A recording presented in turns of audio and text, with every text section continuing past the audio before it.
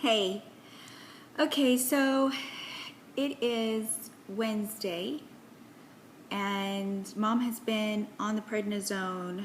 I don't know if I gave you this update or not, but they decided that since they couldn't get a definitive answer on Crohn's disease, they do know that it's something's going on wacky with her autoimmune system, and so they decided to start her on a round of steroids, similar to prednisone, a little bit weaker because they administer it via IV, and so she absorbs it faster. And so they're giving that to her every 6 hours, I believe.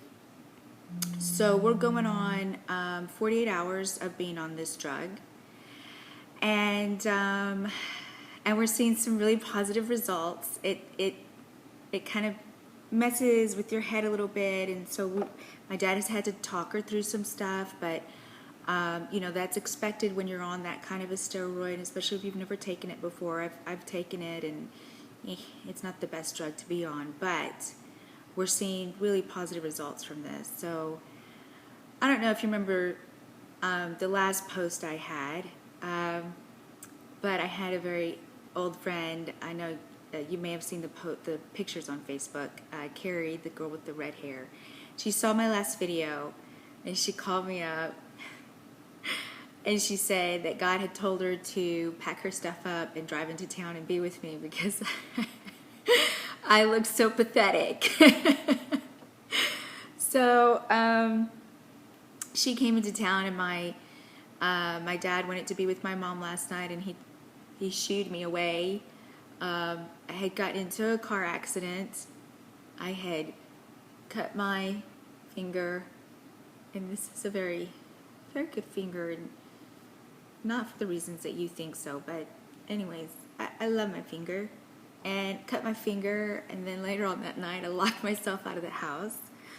But anyways, Carrie comes storming into my place, and has just been a bundle of sunshine and support, and I had no idea that she's been struggling with her own autoimmune disease, and so had a lot of compassion and sympathy for me and for my mom, and wants to share a list of Bible verses that she uses to really keep her strong. And her and Matt Farrell, another very good friend of mine, both of whom I've known for many, many years, all the way back from junior high and high school.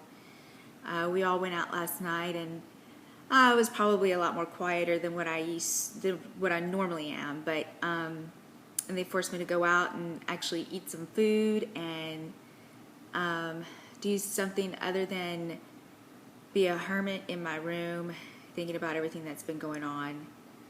And then this morning, she picked some flowers for me, and is just doing anything she can to brighten my spirits. It's amazing when you go through something like this. You know who your real friends are, and I've been very touched at who has been crawling out of the woodwork to be with me and support me, and it means a lot. And I think with all those positive thoughts and prayers, my mom is getting better exponentially every day. And so before I hurt anybody's feelings, I have to make sure that I thank everybody that deserves to be thanked. So first and foremost, I must thank Walter. Thank you, baby. He has made sure that I have food in my belly and clothes on my back, because Lord knows I didn't pack a single thing when I came in. And I have to thank my poor boss, who always gets the brunt end of my stick when I'm under a lot of stress, because I know that he can take it and dish it right back out. And I'm sorry. I was wrong. Maybe I have to double check, but you know what I'm talking about. So I'm going to end all of this babbling with this. Last night, for some reason, I had taken a picture of the sticker that you have to put on when you leave the hospital after 9 o'clock. And so sometimes I have to take a little break and I step out and you have to sign in and then they make you wear this sticker. So I took a picture of the sticker the last time I had to go outside, and last night about, 1:30 I posted on I don't know what, it might have been Instagram or Facebook, but I said this is the room that we rolled into, and it will be the room that we walk out of. And my mom was not expected to walk out of the hospital. She is expected to be transported into an acute rehab center. When I spoke to my dad this morning, he said that she had taken 2 steps, and the occupational therapists were extremely pleased, and he was very surprised. And so I just firmly believe that the power of positive thoughts and the power of prayer can do wonderful things. So thank you to everybody that has been there, that has watched my dogs, don't even know their names, that has made sure that my apartment is secure, that has made sure that I have food and clothes, that have taken care of my son.